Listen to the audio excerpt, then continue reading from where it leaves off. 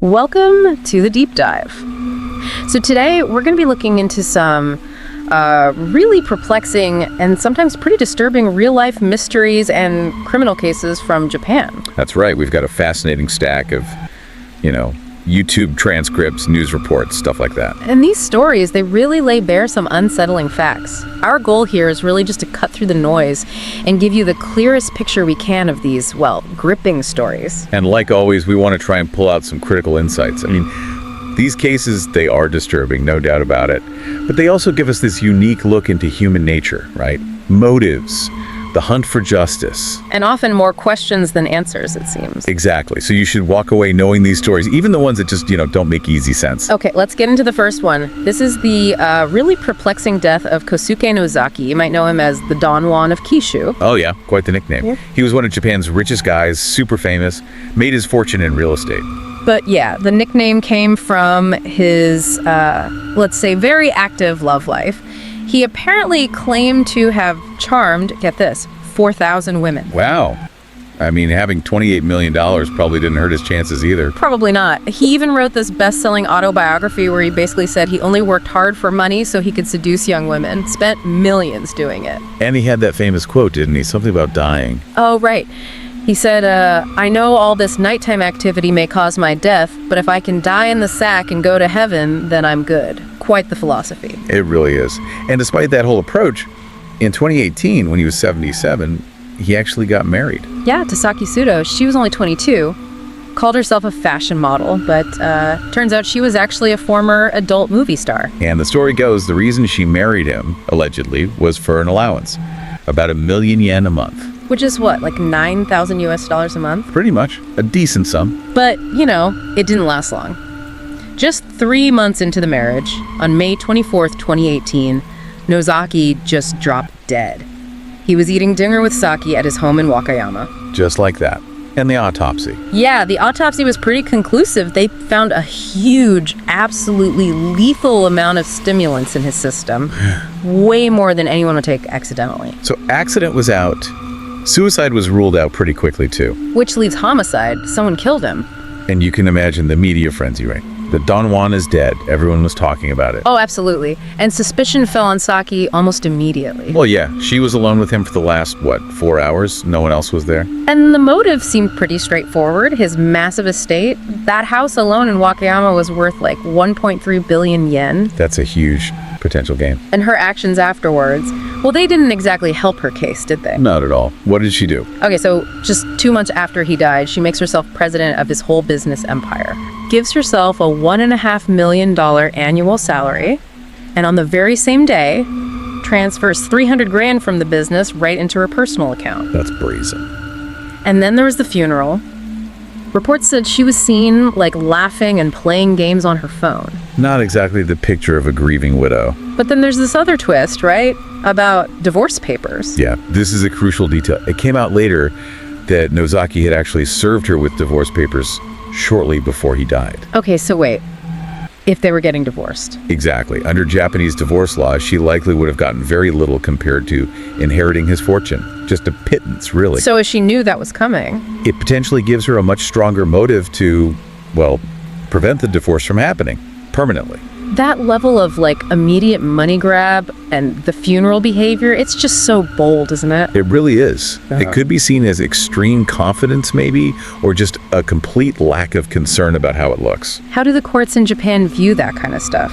Well, Japanese investigators are meticulous. They really focus on hard evidence. Behavior like Saki's raises huge red flags, obviously, but they need that concrete proof linking her directly to the act.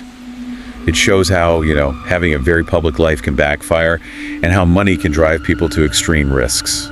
So despite all this suspicion, nothing really happened for 3 years. The case went cold. Yeah, it seemed stalled. But then, in January 2021, things started moving again. What happened? Authorities got wind that Saki was planning a move to Dubai permanently. Okay. So they thought she might be trying to flee. Seems like it. Convinced she was guilty, they decided they had to act before she left the country. So April 28th, she was arrested. And they held her for questioning for a long time, didn't they? They did. Japanese police have this ability to hold someone for up to 23 days without actually charging them. 23 days. Wow. Yeah, it's quite different from, say, the US or UK system. It gives them a lot of time to interrogate and build their case. They used the full 23 days with Saki. And through it all, she maintained her innocence, refused to answer questions. So what evidence did they manage to gather for the trial? Because it is ongoing, right? It is. Okay, so prosecutors put together several key pieces. First, they found records showing Saki had been researching stimulants online before Nozaki died. Okay, that looks bad. Then they found traces of the actual stimulant used to kill him on the floor and inside a vacuum cleaner in their house. Suggesting a cleanup attempt. Exactly. Plus, phone records linked her to someone described as a shady substance salesman. And they used forensic tracing to show that Saki and this dealer were actually in the same physical location around the same time, shortly before the murder. Okay, that's getting pretty specific. And then there's this final detail, and it's pretty disturbing, especially if you like animals. Oh no. What is it? Just days before Nozaki was poisoned, Saki Sudo's own dog also died, mysteriously. You're kidding. They think Prosecutors believe she might have tested the poison on her dog first to make sure it worked. Oh, that's grim. That's really grim. It is. So look, a lot of this is circumstantial, right? There's no smoking gun, no direct witness saying, I saw her do it. But it paints a pretty damning picture. It does. Means, motive, and apparently the will, based on the research and contacts, might just be enough. The Japan Times is covering it in English so people can follow along. Definitely one to watch. Yeah. Okay, moving from, potential greed and calculation, our next case takes us outside Japan. We're going to France. Right. This involves the disappearance of a young Japanese student, Narumi Kurosaki. Narumi was 21, and in September 2016, she started her Dream Study Abroad program at the University of France Comté-Besançon. But just 2 months later, things took a dark turn. Her professors noticed she'd stopped coming to class in November. And her housemates hadn't seen her since December 4th. But the really chilling part came from one housemate. They reported hearing something terrifying on the night of December 4th. What was it? A scream of terror and a struggle coming from the direction of Narumi's room, right in the middle of the night. That's awful. And the initial investigation didn't look good, did it? No, it was bleak from the start. Right. Her mobile phone, her bank cards, nothing used after December 4th. And they found something outside her room. Yeah, on a fire escape door, investigators found what they described as a red slattering. Oh, man. So even without a body. By December 26, just a few weeks later, French authorities declared her murdered. They were that confident, even without finding her. And they had a prime suspect pretty quickly. Yes. Her ex-boyfriend, Nicolas Zepeda Contreras, he was 26, from Chile. How did they know each other? They met in Japan. He'd been working there as an assistant teacher. And he just happened to be in France when she disappeared. Not just happened to be. He flew to Besançon shortly before she went missing. And there's CCTV footage. What does it show? It shows them having dinner together, and then later, both entering her apartment building. Mm-hmm. But then, sometime after that, Nicholas is seen leaving the building, alone. And then he left the country. Flew right back to Chile. So what do the police think happened to Narumi's body? The theory is that he dragged her out through a fire exit, one that crucially wasn't covered by the CCTV cameras. Okay. Put her in his rental car, which by the way was returned later, covered in mud, drove her somewhere, likely a local forest, buried her, and then got out of France. And he tried to cover his tracks afterwards too, right? Sending messages? Yeah, from his computer back in Chile, he started sending messages to her friends, pretending to be her, trying to explain why she'd suddenly vanished. But getting him back to France must have been difficult. Extremely difficult. Nicholas comes from a very wealthy and influential family in Chile, which complicated things like issuing an international arrest warrant. So what did the French investigators do? They actually flew to Chile themselves to try and question him. Did he talk? Nope. He refused to answer almost all their questions. 95 questions, apparently. He publicly said he was innocent and that he believed Narumi was still alive somewhere. But then the investigation found something huge, right? Something online. Yes. This is a massive break. They found a video on YouTube. A video? What was it? Nicholas had uploaded it back in September 2016, right around the time Narumi first went to France. It was addressed directly to her. Seriously, what did it say? In the video, he basically gave her an ultimatum. He set a deadline, September 21st, for her to comply with certain conditions to, quote, save their relationship. Conditions? Like what? He said she cannot be making such mistakes with someone who loves her. And then, Really chillingly, he added that some conditions concern her stay in France, others apply forever. Wow. Apply forever. That sounds ominous. Exactly. The video was taken down quickly after she disappeared, but someone had saved it, and it eventually resurfaced. So that points strongly towards a motive, doesn't it? Jealousy, control. Absolutely. It paints a picture of intense jealousy, possessiveness. The implication is pretty clear. If Nicholas couldn't have her, maybe nobody could. It's a really dark look into obsession. That video is damning. You can see why the French authorities had to be so careful building their case, especially with the extradition hurdles. Definitely. They needed an airtight case. They finally got him extradited in July 2020. And his trial is coming up. Yeah, it's set to begin this autumn. If he's found guilty, he's facing life in prison. Okay, our next case is shorter, but honestly, it's just incredibly sinister. This one goes back to 1990. Right, this is about Sayoko Minamino. She was 28 from Osaka. She'd saved up her money for a big dream, a round-the-world trip. She left Japan for the first time ever on April 5th, 1989. And she really went for it. Southeast Asia, China, the Soviet Union, Middle East, Africa, India. Yeah, an amazing journey. And she kept in touch, sending photos and letters home every week. Then, in March 1990, after 11 months of travel, she reached her final destination, Nepal. Which was kind of a tricky time to be there, wasn't it? It was. The Nepalese Revolution was happening, so there was political unrest. Her last letter home was dated April 3rd. What did it say? She said she was heading off to the Himalayan mountain range for some trekking, and that she'd be back in about 4 weeks. But 4 weeks passed. And no Sayoko. Her family got really worried, obviously, and contacted the Japanese embassy. So what did the investigation find? They found out she had checked into a hotel in Pokhara. That's a really common starting point for treks in that area. Okay, so she made it that far. But here's the really strange part, right? Her stuff. Exactly. This is the key detail. All her personal belongings, her warm clothes, her mountaineering gear, safety equipment, everything she'd need for the Himalayas, it was all found in her hotel room, untouched. So whatever happened? It strongly suggests it happened before she even got to the mountains. She wasn't lost in a trekking accident, most likely. It shifted the whole focus. Did they ever find her? No. Eventually, both the Nepalese and Japanese governments concluded she was probably no longer alive, maybe her remains were lost somewhere, and they basically gave up the search. But the story doesn't end there, does it? There's that phone call. No, it doesn't. This is the absolutely chilling part.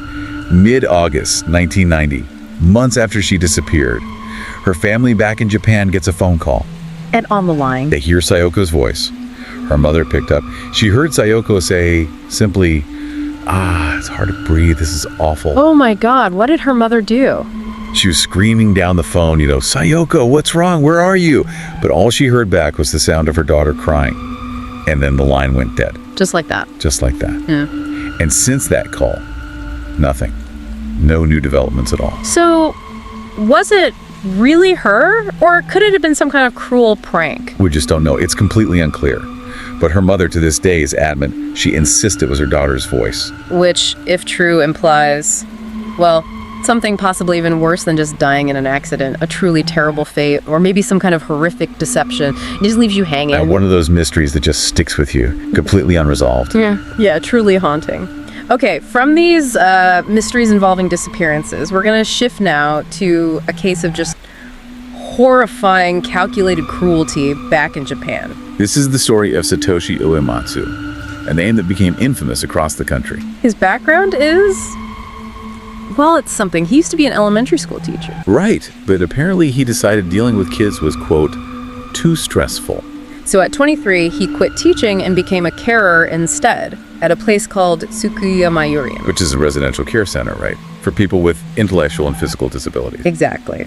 It housed about 149 residents, ages 19 up to 75, all with different conditions.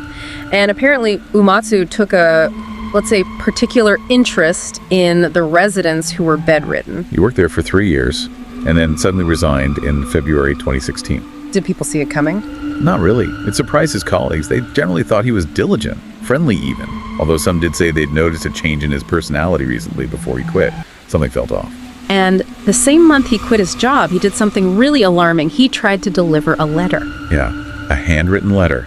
And not just to anyone, but to Tadamori Oshima, the Speaker of Japan's House of Representatives. He went right to his home in Tokyo. Tried to. Security turned him away, but he managed to leave the letter with them. And the contents of that letter were just horrific. Unbelievably so. Uematsu laid out this vision, this idea, where people with multiple disabilities could be, quote, euthanized with an agreement from their guardians. Euthanized? Why?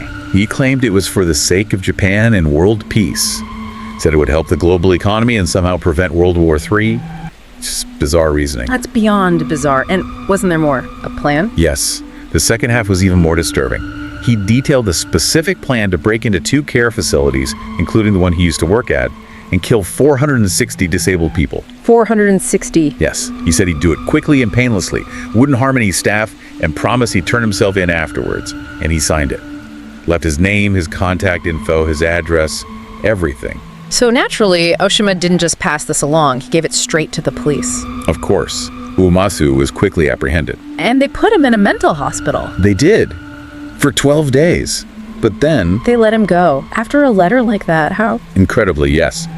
After 12 days, he was assessed, deemed not to be a threat, and released.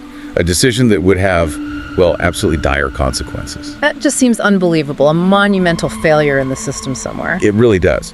Because just a few months later, on July 26, 2016, in the middle of the night, around 2:10 a.m., he went back to Tsukui Yomiuri. Yes. He broke in using a hammer, tied up one of the few staff members who was on duty, and then he went room to room. And attacked the residents. Systematically stabbing sleeping patients in the neck. 19 people were killed, 10 women, 9 men. The youngest was only 19. Another 26 were seriously injured. How long did it take for help to arrive? Because the facility was in a pretty remote area, it took police about 30 minutes to get there after the break-in was first reported.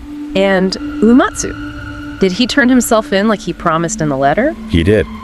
About 2 hours after the massacre started, he walked into a police station carrying a bag full of bloody knives and blades. Just like he said he would. Yeah. The whole thing was immediately seen as one of the worst mass killings on Japanese soil in modern history. Absolutely. A national tragedy. So when it came to trial, what was his defense? His lawyers argue he wasn't mentally fit. They brought up his alleged use of cannabis, what they sometimes call the devil's lettuce, in Japan. Right. Cannabis is viewed very, very differently there than in many Western countries now. Much more stigma. Exactly. They argued it had made him crazed, delusional, murderous. And he did act erratically in court sometimes, apparently. He even tried to bite his own finger off at one point. But the court didn't buy the insanity defense. No. Despite the behavior, he was ultimately deemed competent to stand trial. And the verdict. On March 16th, 2020, almost 4 years after the attack, Satoshi Uematsu was found guilty and sentenced to death by hanging. Did he show any remorse? None whatsoever. He actually said he didn't deserve the death sentence.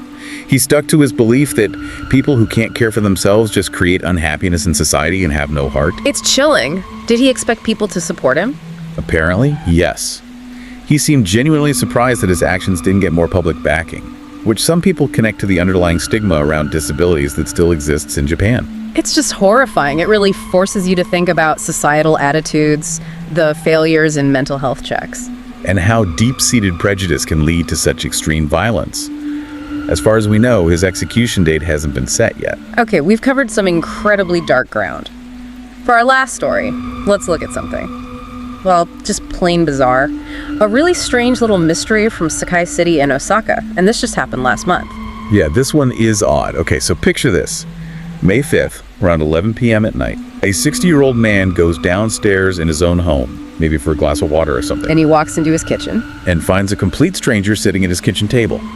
A man about half his age, maybe 30 years old. Just sitting there. Not just sitting there. The stranger is wearing one of the homeowner's shirts, and he's eating the homeowner's frozen pasta dinner.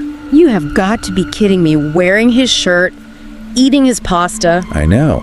And it's worth remembering, Japan has an incredibly low crime rate. Yeah, people feel very safe. So safe that it's actually pretty common for people, especially maybe older people or in quieter neighborhoods, to just leave their front doors unlocked, even at night. Which seems to be what happened here. That trust really backfired. In a very, very strange way. So what happened next? Did the homeowner confront him? He did. Bravely, I'd say. He asked the stranger, who are you? What are you doing here? And the stranger's reply, Apparently, he just looked up from the pasta and said calmly, I came in through the front door. that's it. That was it. Yeah. Then things escalated. A struggle broke out between the 60-year-old homeowner and the intruder. Was anyone else there? The homeowner's elderly father was also in the house, and he called for help. The homeowner's brother lived next door and came running over to help restrain the stranger. Okay, so they managed to restrain him. They did, but this is where it gets extremely odd.